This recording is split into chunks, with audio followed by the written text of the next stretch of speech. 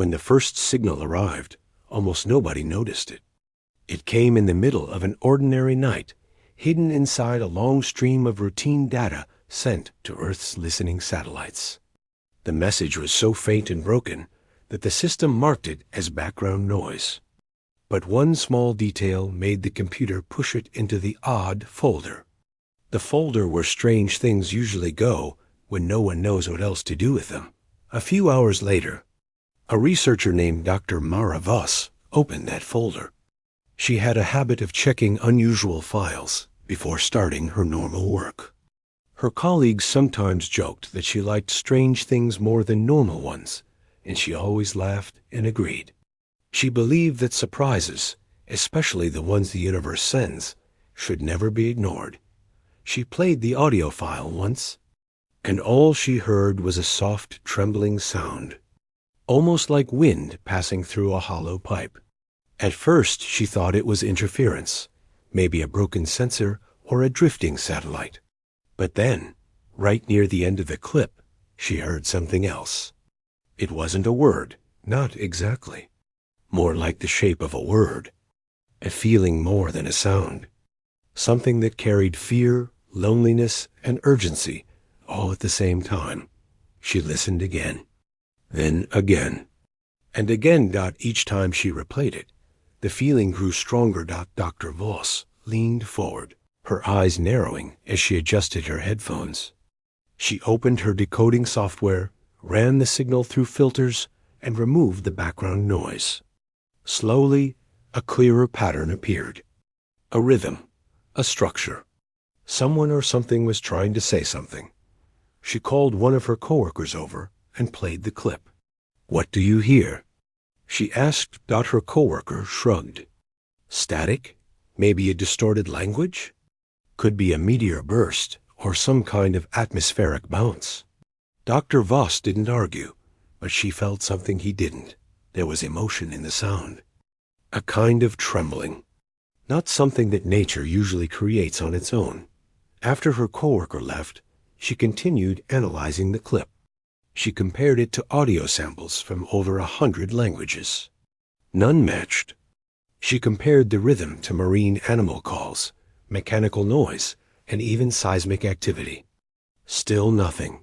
When she slowed the signal down, she noticed a repeating pattern. A kind of rising and falling tone that kept circling back to a central point. She remembered a technique used to analyze old, damaged recordings. She applied it carefully, layer by layer, until the signal began to reveal itself. The sound that emerged made her sit back in her chair. It was still broken and faint, but now there was structure. There was intention. The message wasn't directed at a place, a planet, or a species. It wasn't shaped for anyone specific. It was shaped for anyone who might hear it. It was a plea. A cry for help. Dr. Voss felt her heartbeat speed up. She wasn't a person who panicked easily, but something about the tone bothered her deeply. It reminded her of someone calling for help in the dark without knowing if anyone was around to answer. The kind of call a person makes when they're alone and afraid. She took her notes to the communication lab. The analysts there looked confused at first. They had processed millions of signals before, everything from broken satellites to distant radio storms, but nothing like this. As they worked on enhancing the signal further, the message became slightly clearer. Still unclear enough that no exact wording could be extracted, but clear enough that everyone in the room felt the same uneasy sense of emotion. It wasn't anger. It wasn't aggression. It wasn't even a warning. It was desperation. One of the analysts asked, "You think this is real? Like real? Dr. Voss nodded slowly. "If it's a prank, it's the most complex prank I've ever seen." She didn't say the rest out loud, that even in its broken state, the signal had patterns too advanced to be made by human technology. Too smooth, too carefully shaped, too emotionally heavy. Humans tended to leave fingerprints of their own culture and thinking in everything they created.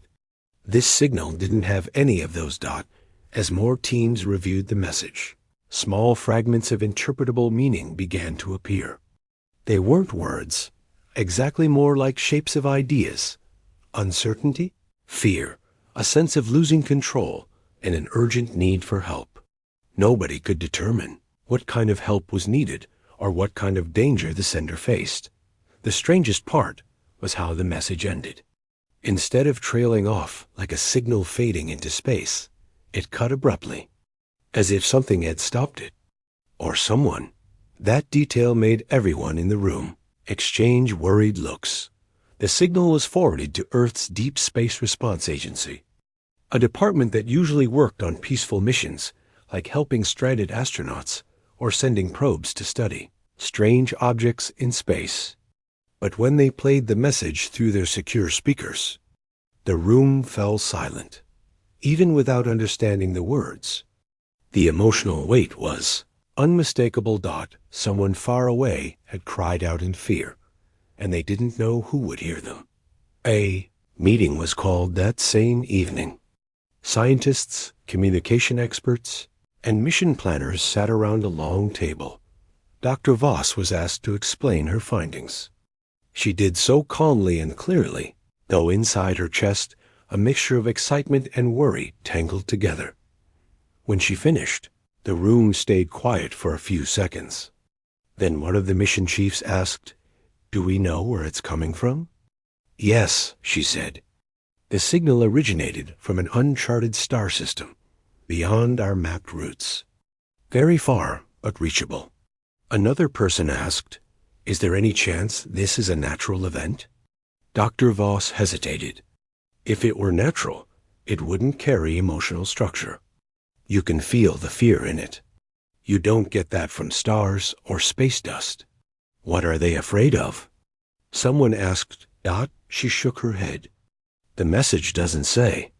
"And you're certain it's a distress call?" "As certain as I can be without understanding the language."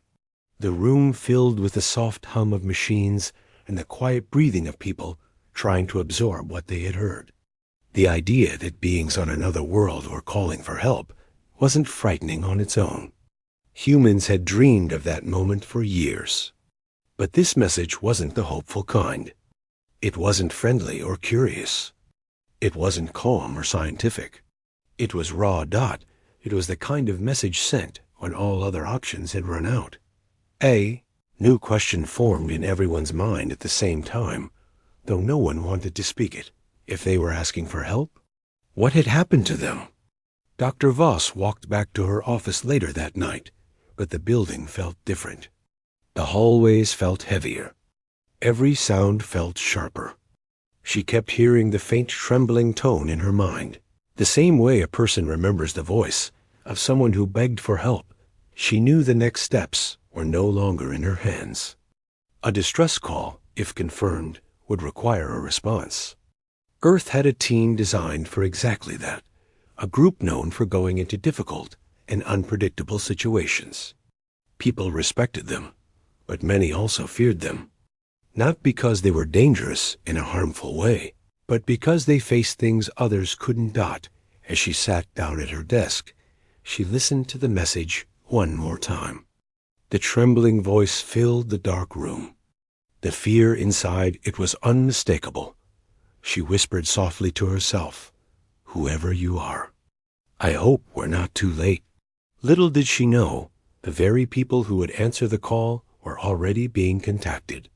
And the beings who sent the message had no idea that humans, the Dreadworlders, as the universe quietly called them, would be the ones to respond. Because help was coming, just not the kind they expected. The message had barely finished spreading through the agency when the call went out to a group that most people on Earth only whispered about the Dreadworlders. It wasn't an official name. No one would ever find it printed on any badge or uniform. But across different departments, space programs, and deep mission circles, that name carried a certain weight. The team earned that name not because they were frightening, but because they were willing to go to the places everyone else was scared of. They had traveled to silent moons, broken ships, and drifting stations long abandoned. They had gone into storms no probe survived, and somehow walked out alive. They pushed into the unknown with a calmness that made people wonder how they didn't lose their minds. Commander Roland Cade was the one chosen to lead the mission. He wasn't the loud type or the kind who liked attention.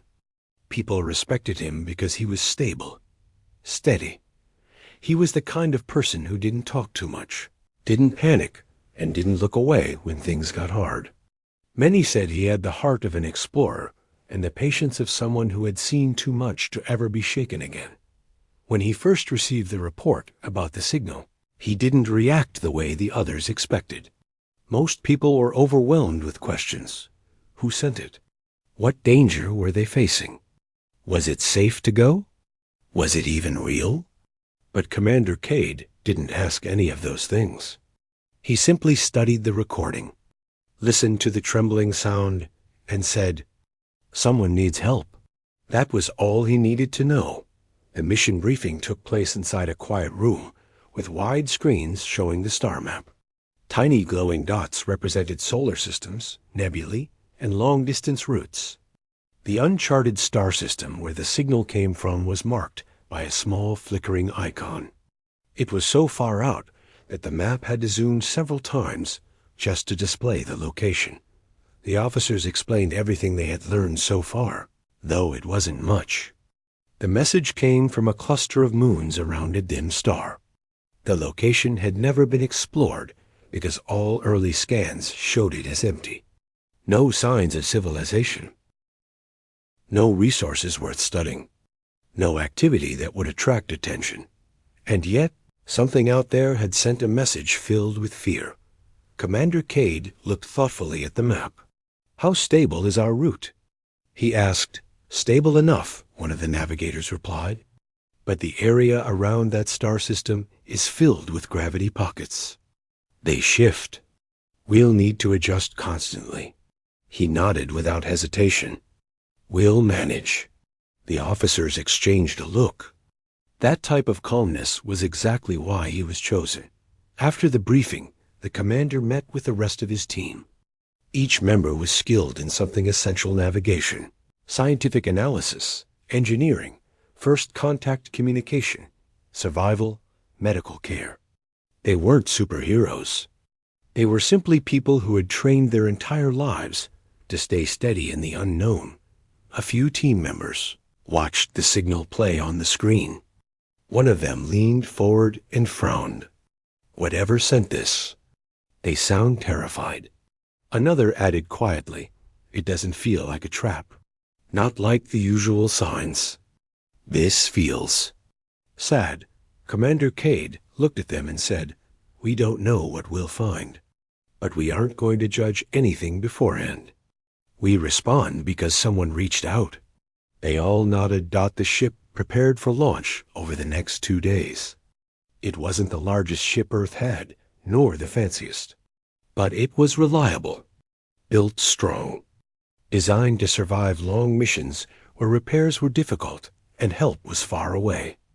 Every sound inside it, every click, and pulse could be trusted. Dr. Mara Voss joined the team as the communication specialist. She brought her recordings, her notes, and a heavy sense of responsibility. She wasn't used to field missions. Her work was usually behind a desk, inside a lab. But she knew the signal better than anyone else. She understood its emotional tone better than anyone. And she knew they would need that understanding when they arrived. When she first stepped onto the ship, she felt a nervous tightness in her chest. She tried to hide it, but Commander Cade noticed. "First long mission?" he asked. She nodded. "First time leaving Earth for something this serious." "You'll be fine," he said in his calm, steady voice. "We work as one. No one stands alone out there."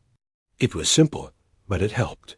The preparation continued, loading supplies, checking systems, locking in flight patterns. The crew trained together, practiced emergency scenarios, and shared information about the uncharted system. Nobody knew what to expect, but because they were used to uncertainty, the mood stayed steady. The night before launch, Dr. Voss found herself awake in her cabin, listening to the signal again. Even though she had heard it hundreds of times, the fear inside never faded. It felt like someone shouting into a dark room, not knowing if anyone would hear. She wondered what kind of beings made the message, what they looked like, how they lived, whether they were peaceful or complex or structured differently from humans. But one thought rose above the rest. What if they were already gone? The next morning, the team gathered inside the ship's central hall. The engines powered up, vibrating gently under their feet. Commander Cade looked at his team and said the same words he always did before a mission. We go with purpose. We return with truth. The launch was smooth. The ship rose through the atmosphere, leaving behind the quiet blue of Earth as it crossed into the deep, endless black of space. For many of the crew, the sight never lost its wonder. Even after all their missions, space still felt like a giant open ocean full of hidden stories. Once they cleared the solar boundary, the jump engine activated. The cabin lights dimmed slightly, and the stars stretched into long white lines. The ship leapt across distances impossible for the human mind to fully understand. A few seconds passed, and suddenly they were far away beyond mapped routes, beyond familiar space, headed toward the unknown. During the journey, the crew worked in shifts. Dr. Voss monitored the signal, trying to decode more layers from the faint fragments. She noticed something strange. The message wasn't sent once. It was broadcast again and again, but each version was slightly weaker, as if the sender had been losing strength. Some parts of the early recordings carried more clarity, more shape. The later ones sounded rushed and broken. It made her worry. Commander Cade visited her workstation one day. Progress? He asked. Some, she replied. But the message gets worse over time. It feels like they were running out of time. He finished quietly. She nodded across the ship. The rest of the team prepared for a range of possible outcomes. They checked first contact kits, translation tools, protective suits, and scanners.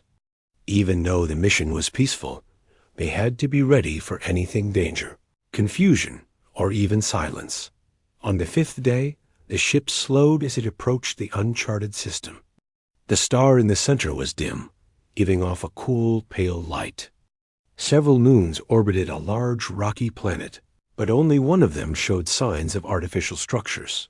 There, Dr. Voss said, pointing at the display. That's where the signal came from. The moon looked abandoned. There were no lights, no movement, no heat signatures. But there were shaped structures that didn't look natural. Curved designs, smooth towers, something built by intelligent hands. As the ship moved closer, a soft alarm beeped in the control room. One of the navigators frowned. I'm picking up energy traces. Faint, but present. They're old, though. Commander Cade leaned forward. Any life signs? Not yet. Scan deeper. The navigator adjusted the instruments. The screen flickered for a moment. A second later, the results appeared. Still nothing alive on the surface, the navigator confirmed. But there's something odd. Dr. Voss stepped closer. What do you mean? The navigator zoomed the display. At the center of the moon's largest structure, there was a long, dark shape, almost like a tunnel or a passageway. The deeper the scan went, the harder the readings became. The instruments kept giving errors, as if something was interfering. Commander Cade studied the screen without blinking. Whatever happened down there? It wasn't simple. Dr. Voss felt her stomach tighten again. The fear inside the message suddenly made more sense. As the ship prepared to land, the crew felt the same mixture: curiosity, worry, and a sense of responsibility. They came because someone asked for help. That alone was enough. But none of them could shake the same question that had been growing since the journey began. What had driven an entire world to send A message filled with such desperation? And why did it feel like they were too late? Whatever waited for them down there, the Dreadworlders would face it together, because that was who they were. And the universe, whether it knew it or not, had just called them again. The ship touched down on the moon with a soft vibration, the kind you feel more in your feet than your ears. Everyone on board fell silent as the engines powered down. It wasn't the usual silence of landing. It was the kind that comes when people know they are stepping into a place that hasn't seen life in a very long time. The view outside the main window didn't help ease the feeling. The moon's surface was gray and smooth, covered in a fine layer of dust that hadn't been disturbed in years. Strange structures rose in the distance, curved walls, tall pillars, and buildings shaped like nothing humans had ever designed. They reminded some of seashells, others of coral. Everything seemed grown rather than built, like the architecture flowed from the ground itself. Commander Cade stood at the entrance hatch, checking the final readings. The atmosphere outside was thin and cold, but not toxic. They still wore suits as a precaution, both for safety and respect for a world that wasn't theirs. The hatch opened with a slow hiss, and a wave of stillness washed in. No wind, no movement, no sound except the soft crackle of their suit radios. Stepping onto the surface felt like walking into a memory that had faded long ago. Dr. Voss walked behind the commander, her eyes fixed on the buildings ahead. The designs were fascinating, but heartbreaking at the same time. Once, this place must have been full of life. Full of light, voices, laughter, even if alien laughter sounded nothing like human laughter. Now everything felt abandoned, frozen in a moment of fear. They followed a path marked by thin ridges in the ground. The ridges formed spirals and flowing lines that looked almost decorative. But the team believed they were functional, maybe roots, maybe energy channels, maybe something entirely new. As they moved deeper into the outpost, the structures became more complex. Walls curved inward and outward like waves. Doorways slanted in gentle arcs. It felt like walking through the inside of a giant sculpture. "What do you think these buildings were used for?" one of the team members asked softly. Dr. Voss shook her head. "It's hard to tell. Their design style is so different from ours. They might combine function and art in ways we don't understand." Commander Cade stopped in front of a large opening. "This seems like a main hall," he said. They stepped inside, their lights illuminating tall ceilings that opened like flower petals. The walls had lines that glowed faintly, reacting to the light from their suits. It was beautiful, but in a haunting way. Then they saw the first sign that something terrible had happened here. Furniture-like shapes were scattered across the room-curved structures. Maybe workstations or resting places, but many of them were cracked or broken. Not shattered violently, but split as if the material had decayed from within. One of the engineers ran a scanner over the broken pieces. "This structure, it wasn't destroyed by force," he said. "It deteriorated. It aged very quickly." "Can materials age that fast naturally?" Dr. Voss asked. "Not unless something interfered with their structure." Commander Cade studied the room quietly. If their technology was advanced, maybe their materials were alive in some way. Maybe they grew them. That could explain the decay. Dr. Voss felt a chill. If the materials were alive, could the thing affecting the outpost affect the living structures too? No one had an answer. They moved on, their footsteps leaving small marks in the dust. Every new room they entered carried the same abandoned feeling. Nothing showed signs of struggle. No burn marks, no collapsed walls, no signs of a physical attack. It was as if everyone vanished, leaving their world to fall apart on its own. They eventually reached the center of the outpost, where a large circular structure rose above the rest. The design looked like a blooming flower made of stone. The petals curled upward, exposing an entryway shaped like a gentle spiral. "That's the source," Dr. Voss said quietly. The signal came from inside. Commander Cade nodded. "Let's go." The deeper they went, the colder it became. The walls changed color from pale gray to a bluish shade. Lines on the surface glowed faintly under their lights. They looked almost like veins. The spiral path opened into a wide chamber. Their light stretched across its curved walls.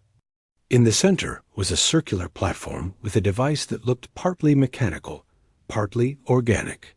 Like it had grown from the floor, but had been shaped for a purpose. "This must be the communication hub," Dr. Voss whispered. Another team member added, "If the message came from here, maybe the last ones here gathered to send it." The thought hung heavily in the cold air. Commander Cade walked toward the center platform. There were marks on the floor, smooth, shallow depressions, almost like footprints, but not shaped like anything human. They were long and curved, almost delicate. Dr. Voss touched one of them gently with her gloved hand. "They were here," she whispered. "Right here when they sent the message."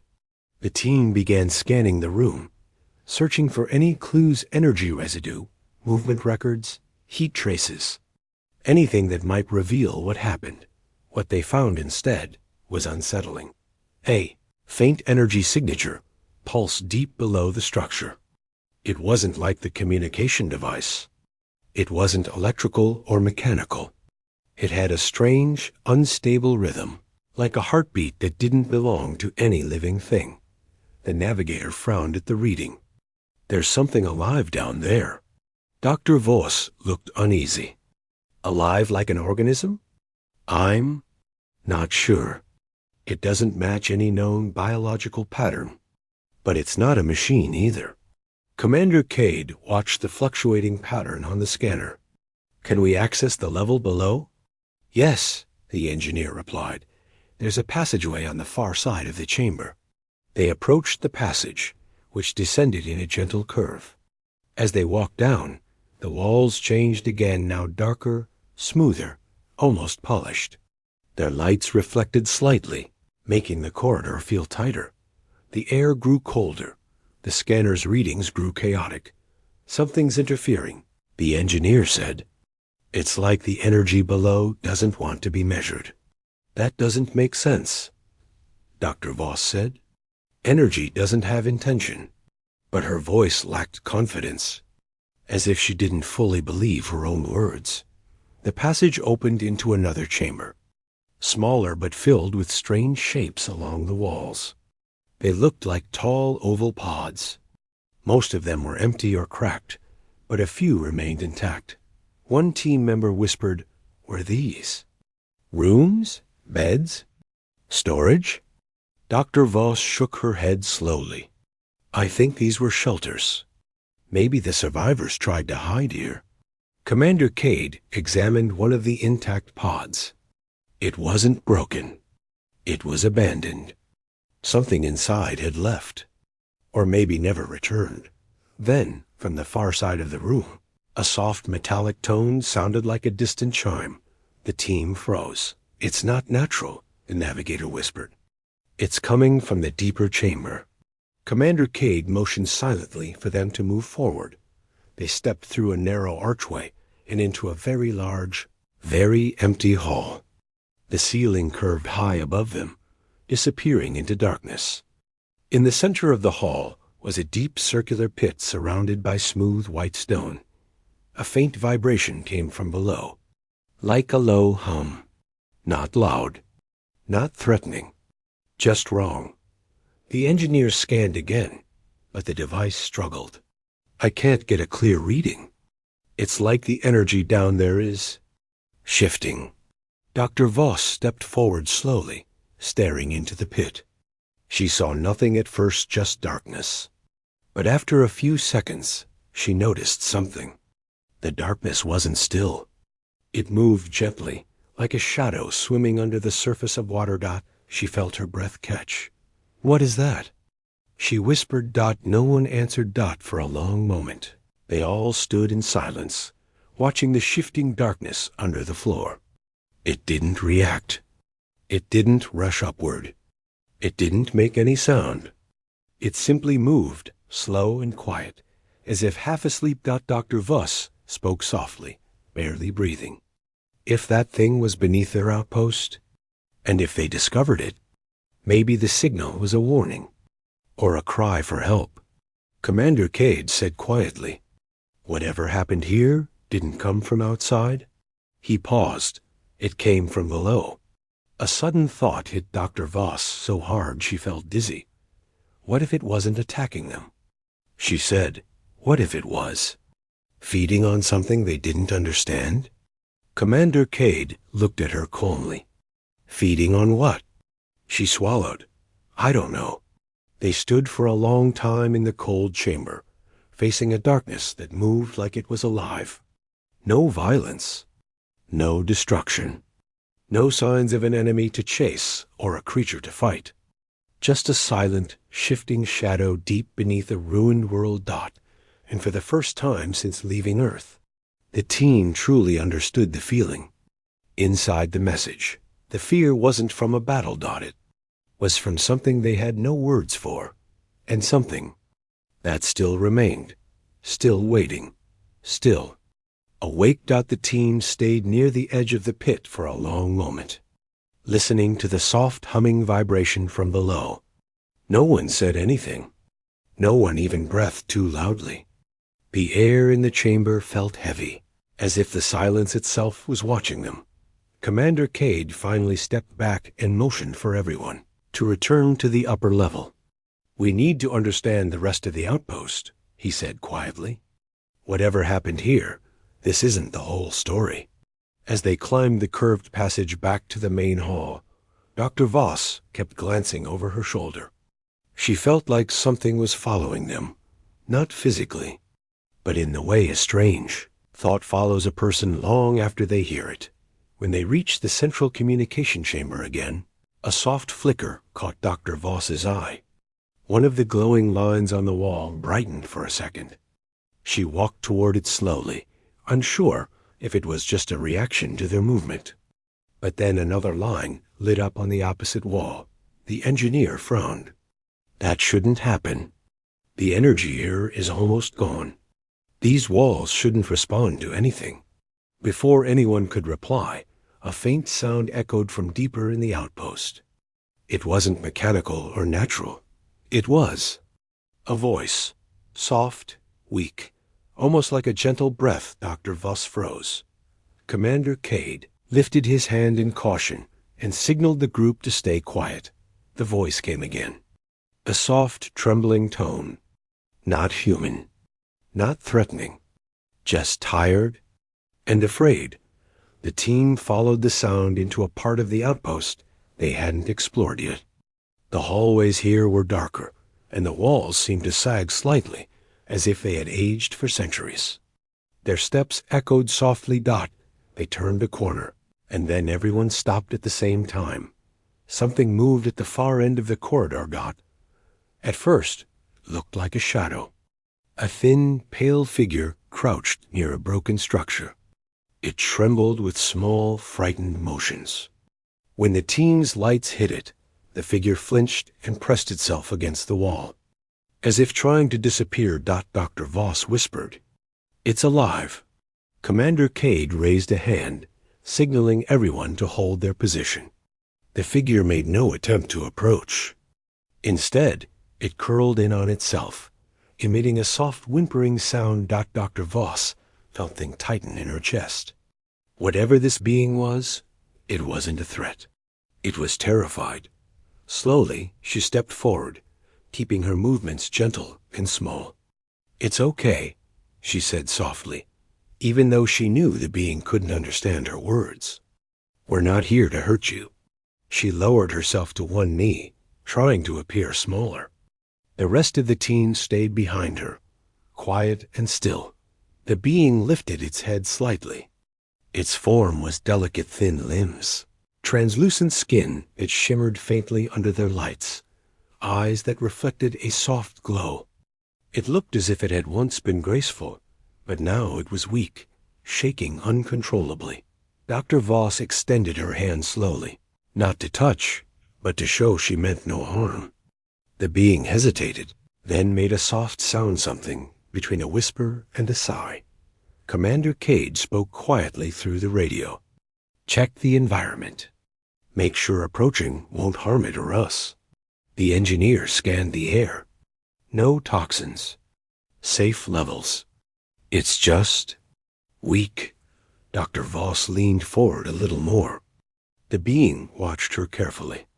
Then, with a trembling motion, it reached out a long, thin hand and touched the ground, dragging itself closer by a few inches. It stopped just at the edge of her reach. A moment later, it whispered a sound. It wasn't a word, but it carried the same emotional weight as the distress signal: fear, sadness, and a plea for help, all woven together. Dr. Voss felt her throat tighten. "You're the one who sent the message," she whispered, even though she knew the creature couldn't understand. The being lowered its head and made another soft, trembling sound. Another motion caught their attention. From a dark corner behind the first being, two more figures began to move. Smaller, weaker, they stayed partially hidden, peeking out with wide, glowing eyes. The first being turned toward them and made a soft tone, almost like a reassurance. Then it looked back at Dr. Voss. "They're scared of us," she said quietly. Commander Cade nodded. "Or scared of something else." The engineer glanced around nervously. "Sir, if these are survivors, where are the rest? Why only 3? Dr. Voss didn't want to think about that answer. One of the smaller beings tried to step forward, but stumbled. It caught itself with thin arms and let out a soft cry. The sound echoed through the hollow corridor. Trembling and pained, without thinking, Dr. Voss moved closer. The older being didn't try to stop her. Instead, it watched with tired, hopeful eyes. She knelt beside the smaller being, who looked up at her with fear and trust tangled together. "It's okay," she whispered again. "We'll help you." Commander Cade approached slowly. "Let's get them out of here. We need to figure out their condition." As the team prepared to guide the beings back toward the exit, a sudden vibration passed through the floor. Very subtle, very quiet, but enough to make the beings flinch in terror. All 3 froze, pressing themselves tightly against the wall. The smallest one whispered a sound high-pitched and shaking. The older one placed a thin arm around it, trying to comfort it even while trembling itself. Dr. Voss whispered, "What was that?" The engineer checked the scanner. The energy signature from below just spiked. "It's active." Commander Cade narrowed his eyes. "Something down there reacted to our movement." "No," Dr. Voss said softly. "I don't think it reacted to us." She looked at the terrified survivors huddled against the wall. "It reacted to them." The words hung in the cold corridor. No one moved. The beings remained frozen, as if waiting for something terrible to happen. Their entire bodies trembled. Dr. Voss looked at Commander Cade. "It's been hunting them." Those words made even the calm commander pause. The engineer shook his head. "Hunting?" But we saw no signs of physical harm. No broken structures. No attacks. Dr. Voss looked back down the corridor toward the central chamber they had left behind. "It doesn't destroy anything physically, and it doesn't attack in ways we understand." The idea grew clearer in her mind, and she wished it hadn't. "It feeds," she whispered. The team fell silent again, letting her continue. "It feeds on something we can't see, something inside them. Maybe their minds, or their emotions, or whatever makes them who they are." Commander Cade looked at the terrified survivors huddled together. "That would explain the emptiness we saw.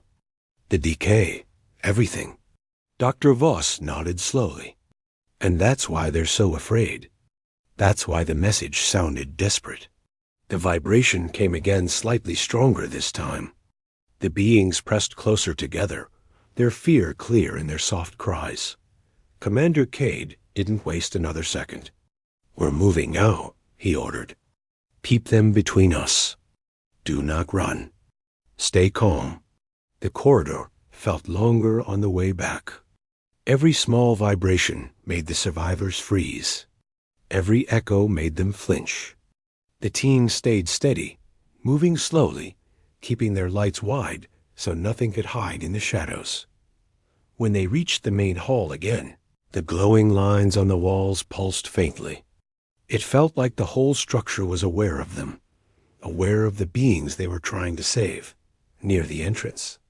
One of the small survivors collapsed from exhaustion. Dr. Voss caught it gently, lifting it against her chest. Its skin felt cold through her suit, and its trembling didn't stop. "It's okay," she whispered again, even though her heart was racing. "We're almost there." The others followed closely. When they stepped outside into the open air, the beings seemed to relax slightly. The sky above the moon was dark, but at least it was open. Wide. Not suffocating like the chambers below. The larger survivor looked up weakly and took a long, shaky breath. As if the fresh air gave it a moment of peace. Dr. Voss gently placed the small being inside the ship's entry compartment, where the air was warm and controlled. The other two followed, clinging to each other for comfort. When the hatch closed behind them, Commander Cade finally let out a slow, controlled breath. "They're safe," Dr. Voss said. "For now," the commander replied quietly, but deep inside, they all knew the same truth. Whatever lived beneath that outpost wasn't gone.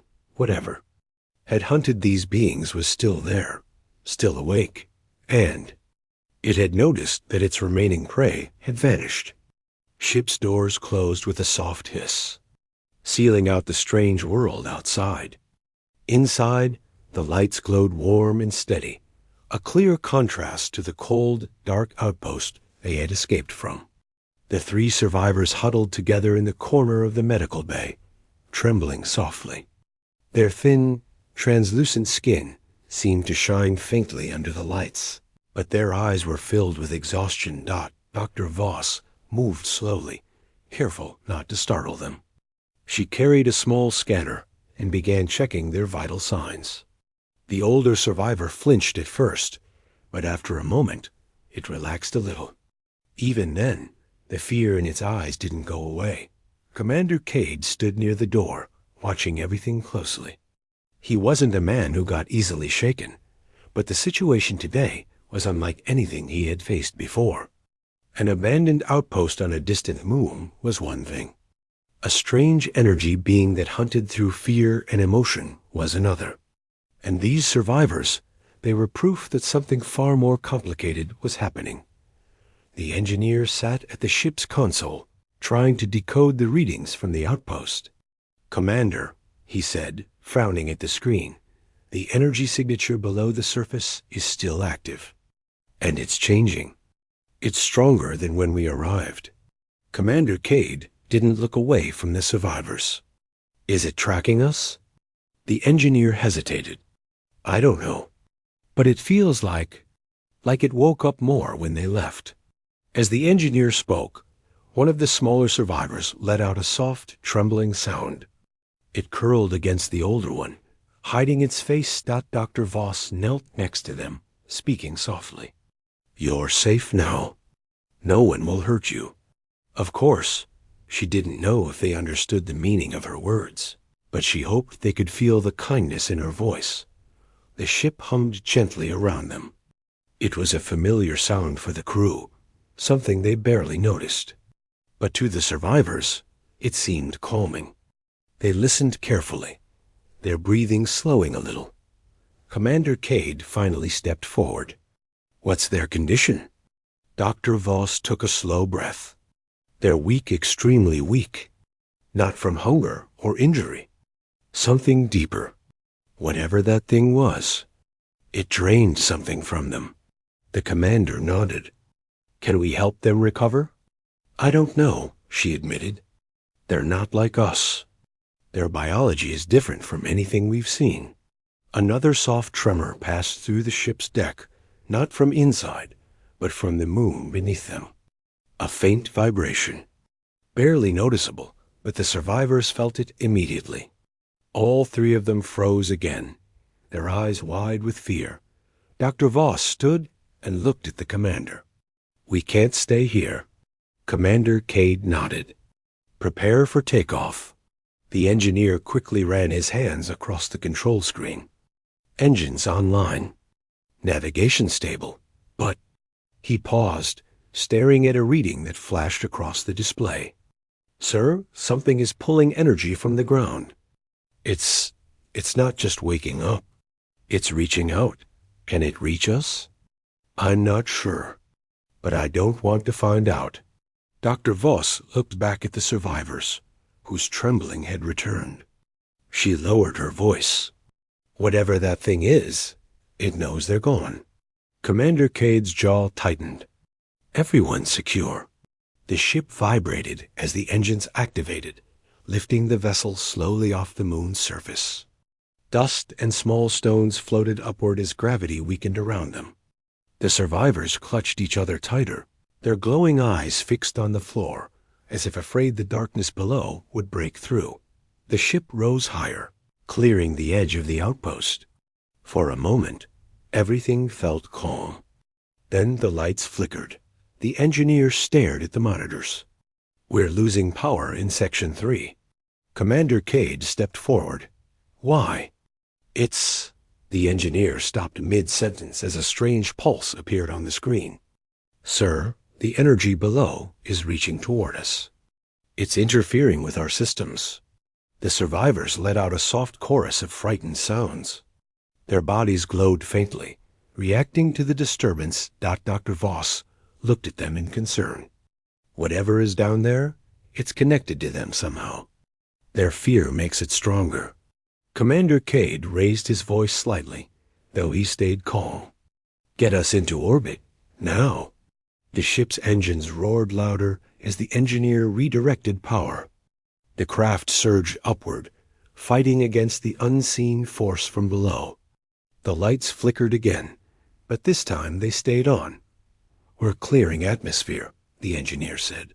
"Hold steady." The survivors' trembling slowly eased as the pull from the ground weakened. They finally looked up exhausted, but no longer frozen in panic. When the ship entered orbit, the energy readings on the console settled. The strange pulsing from the moon faded. Not gone, but distant enough to give them breathing room. Commander Cade exhaled. "Status?" "We're stable," the engineer said, wiping sweat from his forehead. "But whatever that energy is, it didn't want them to leave." Dr. Voss sat beside the survivors again, gently offering them a small container of water. At first they hesitated. Then the smaller one reached out with thin fingers, touching the container carefully. It didn't drink the water, but the simple act of trust made Dr. Voss feel a small bit of hope. The commander stepped into the room. "We need to talk." Dr. Voss nodded and stood. The survivors watched her, but didn't panic this time. She followed the commander and the engineer to the control room.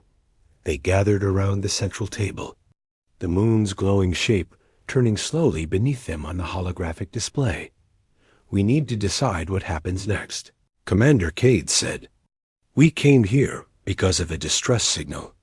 We found survivors, but we also found something far more dangerous. Something we don't understand." The engineer pointed at the energy readings. "This isn't just a creature. It's a system, a network, something that lives through emotions or thoughts. And the outpost was built around it." Dr. Voss shook her head. "No, the outpost wasn't built around it. The outpost was built to contain it." The commander looked at her. "Explain." She tapped the screen, showing the layout of the underground chambers. "The structure isn't designed for living. It's designed for isolation. Everything leads inward. No windows. No personal areas. just empty rooms meant to keep something from spreading. The engineer frowned. But then why did they stay there? Why didn't they leave? Dr. Voss looked toward the medbay, thinking of the trembling survivors. Because something was holding them there, feeding on them. Maybe it weakens them until they can't escape. Maybe it confuses their minds. Maybe it changes how they think. Commander Cade folded his arms. If that's true, then the distress signal wasn't calling for help. It was calling for someone to remove them. Dr. Voss nodded slowly. To save them. The commander studied the moon below, his expression hardening. And now that they're gone, whatever was feeding on them will be hungry. The engineer swallowed, looking uneasy. Sir, that energy pulse earlier? It wasn't random. It was searching for them. The room fell quiet. Dr. Voss finally spoke. We can't bring them back down there. We can't let that thing touch them again. Commander Cade nodded. We won't. The engineer hesitated before saying, but there's something else. The energy signature is growing again, slowly, like it's spreading. Can it leave the moon? Dr. Voss asked. The engineer shook his head. I don't think so. At least not physically. But it might reach out in other ways.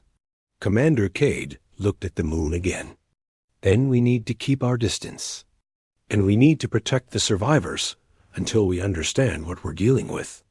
Dr. Voss returned to the medbay, where the three beings rested quietly now. The smallest one looked up when she entered, its eyes soft and tired, but no longer filled with pure terror. She sat beside them, speaking softly. You're safe. We won't let anything hurt you. The older being made a gentle sound, something like a breath mixed with gratitude. It reached out one thin hand, touching Dr. Voss's arm lightly. The touch was soft, almost weightless. She smiled, even though her heart still felt heavy. Outside the ship's window, the moon continued to glow faintly, as if something beneath the surface pulsed with a quiet, waiting hunger. The survivors were safe for now. But deep below, the thing that had hunted them was still awake. Still watching, and it had not forgotten. The ship floated in orbit above the pale moon, the engines humming quietly as it circled in a slow, steady path. Inside, the atmosphere was strangely calm, but every person on board knew the silence was temporary. Something on that moon was awake, something that had already reached for them once. And even from orbit, it felt too close. The three survivors rested in the medbay, wrapped in soft blankets the crew had brought. Their breathing had steadied, and their trembling had slowed.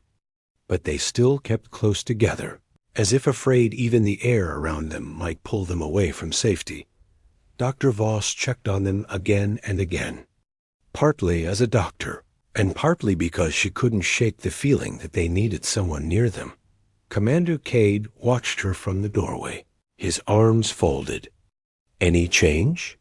He asked quietly. She shook her head. Not much. They're exhausted. Mentally, physically, maybe even spiritually, if they have something like that. She lowered her voice. Whatever drained them didn't just touch their bodies. It touched their minds.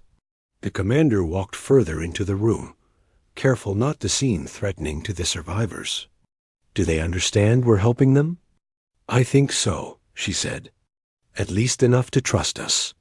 A soft vibration passed through the floor again, but this time it wasn't from the moon. It was from the ship itself. Not a warning, just the engines making a minor adjustment. Even so, the smallest survivor jumped at the noise, curling into a tight ball. Dr. Voss moved closer, whispering a calming sound. After a moment, the frightened being relaxed again. Commander Cade let out a quiet breath. We can't stay in orbit forever. I know, Dr. Voss said.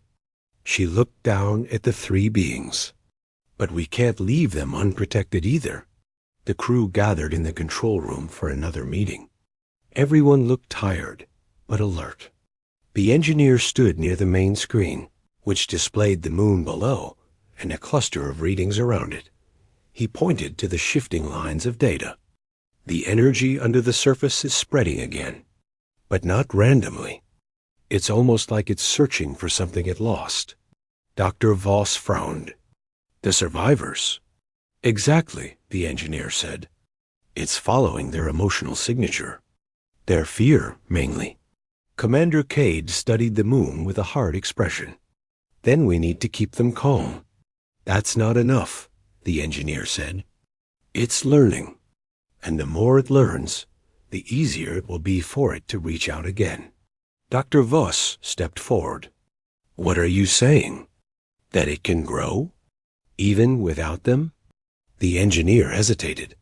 Maybe, but if the readings are right, it's feeding on something left behind.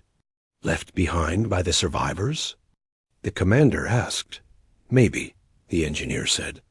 Or maybe it's just feeding on the structure beneath the outpost. There's more down there than walls. Something built specifically to hold it. The commander exhaled slowly. We need to understand what that energy actually is. Dr. Voss looked at the data, then at the moon. It's not a creature, or at least not like we imagine. It's a kind of force, a presence. Maybe something that formed over thousands of years. Maybe something someone created by accident. She paused. But whatever it is, it feeds on emotions. Maybe fear. Maybe confusion. Maybe mental energy we don't have a name for. And now that the survivors escaped, the commander said, it's starving. Another quiet vibration passed through the ship, this time too subtle to blame on engines. Dr. Voss felt it. The engineer felt it. Even the commander noticed.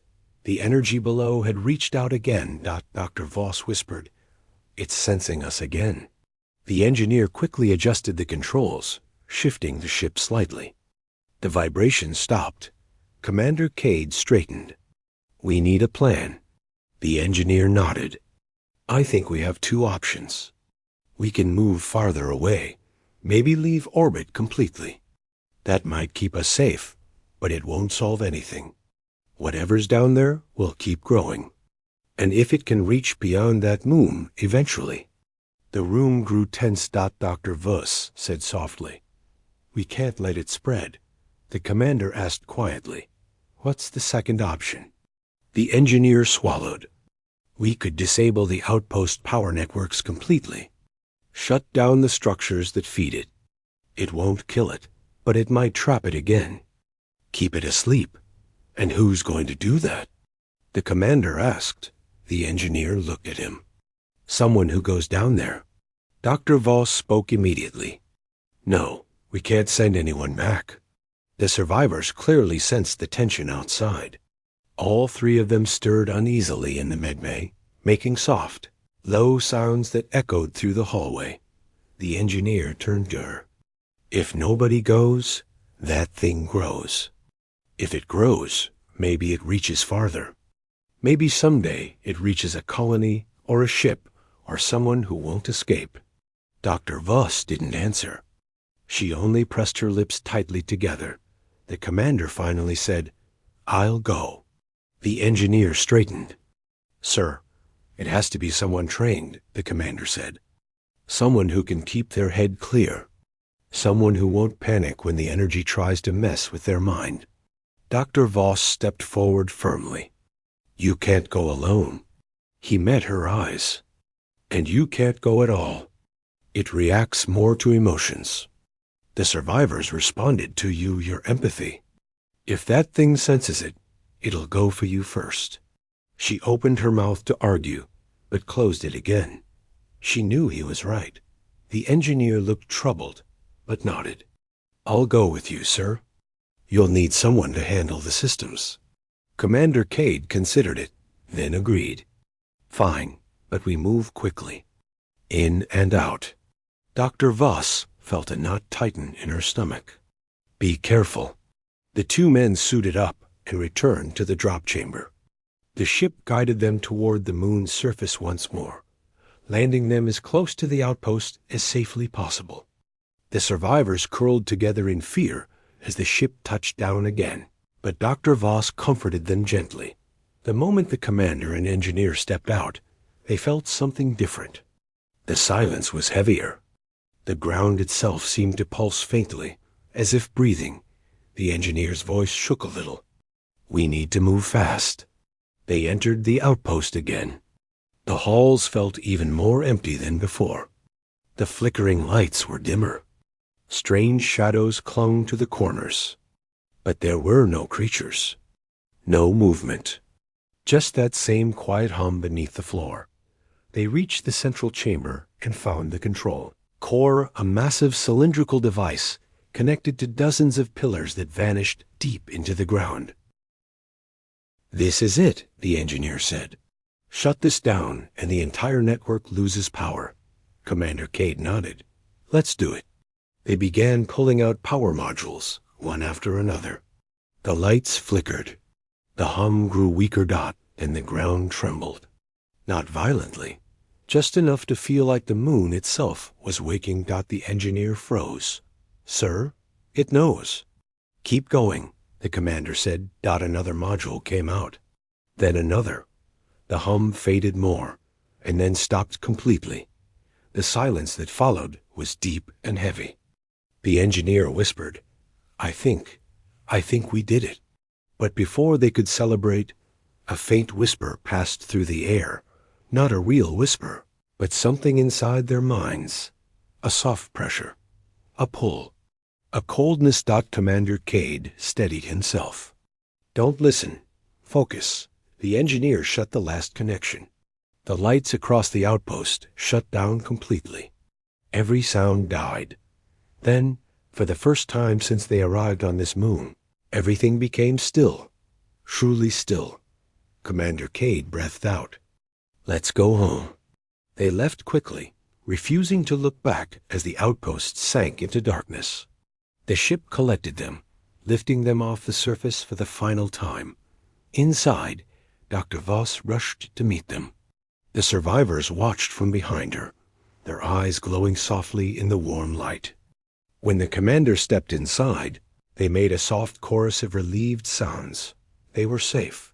The moon was quiet. The energy beneath had gone dormant again. For now, the ship left orbit, moving far away from the moon until it became nothing more than a pale dot in the distance. The survivors slowly began to relax, their bodies glowing more softly, their fear fading at last. Dr. Voss looked at them, then at the commander. "They're alive because of you." He shook his head. "They're alive because they asked for help." She smiled, and we answered. The survivors made another soft sound, something like gratitude. The smallest reached out and touched Dr. Voss's hand. It was the first time any of them had initiated contact on their own. Outside, the stars drifted slowly past the windows. The mission wasn't easy. The danger hadn't disappeared completely, but the cries for help had been heard, and the beings who sent them were safe at last. The galaxy was full of mysteries, but one thing was clear. Sometimes even the darkest worlds could be faced as long as someone was willing to show up.